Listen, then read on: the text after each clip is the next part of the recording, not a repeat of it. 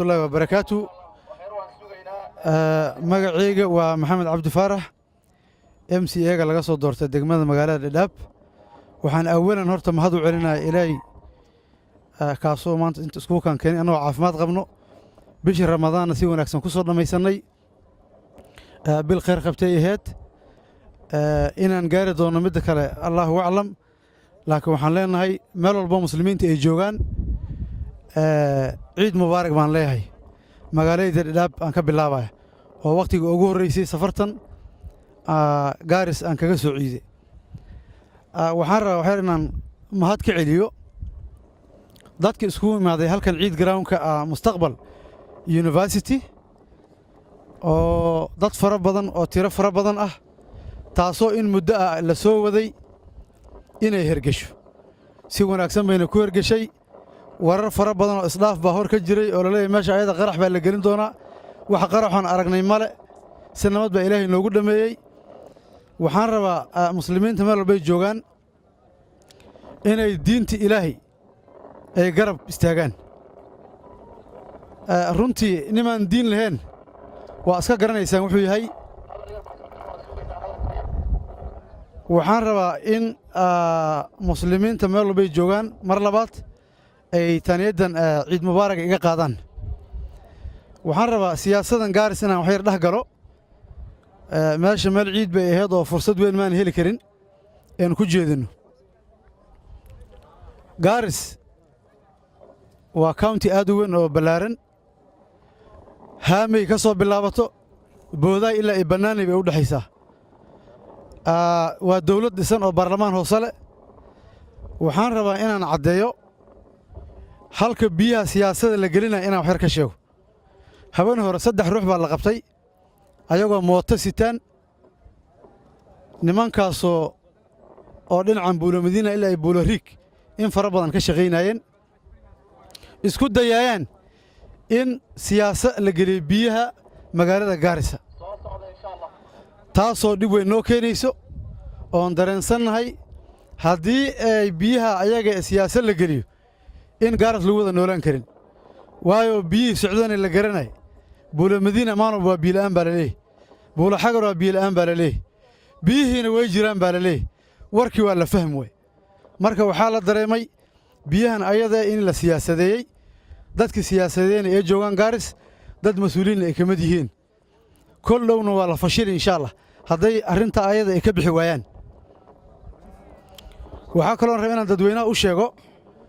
waxaa la yiraahdaa maalmo fara badan diinta county government waxba uma qabato waxaan halkan ka cadeyn rabaa 14 madrasooyin in la caabiyo oo 12 milyan lacag in dhan ay ku baxday marka waa nasiib darro maalin walba haddii intii meel iskugu imaado madraso yar oo la xirayo oo shalay la fure madrasooyinka ka weyna ee mustaqbalka mid ah najaax iyo madrasadan kale ee salaam in macnaha in la taakeeyo oo garab weyn loo geystaan rabana anaga madrasooyinka saddexda aan sheegay waayo madrasooyinka madrasooyin qadiime hadda midan meesha aan taaganahay degree baa laga bixinaya 3 sano ay qalin jabiyeen 3 sano ay qalin jabiyeen 3 jeer bay qalin jabiyeen dadweynaha meeshan Gaaris degan mustaqbal waa meel aad u weyn waa dad macnaha population-keedi zaid ah buulooyinka ka wada imaadaan la garanayo Buulo Xagar Buulo Riig ilaa iyo iska degata dad baa ka imaad oo ka akhrista meeshan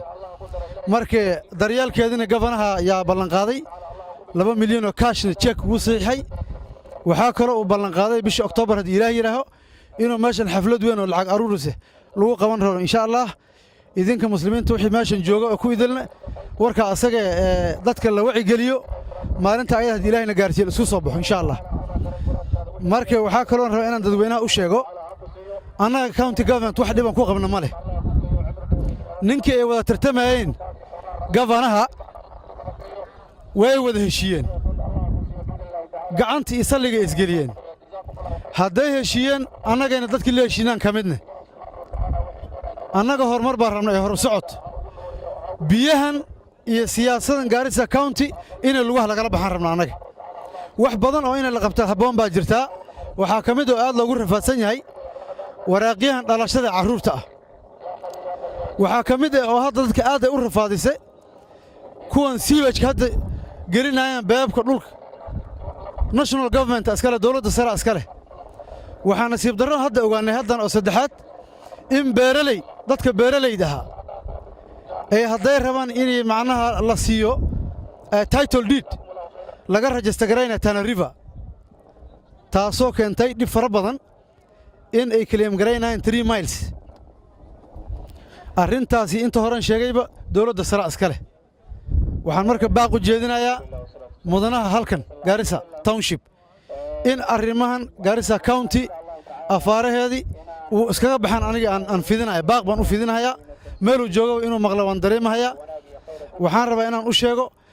dantii Garissa County waa inuu dantaa inaga asaga haday governor shakhsi isgafeen bulshada Garissa ismay gafin marka waxaan rabaa inuu taa ayada ogaado oo dantu ku daalay dantii national government ay noqoto ee danta county government aysan noqon wassalaamu calaykum waraxmatullaahi wabarakaatuh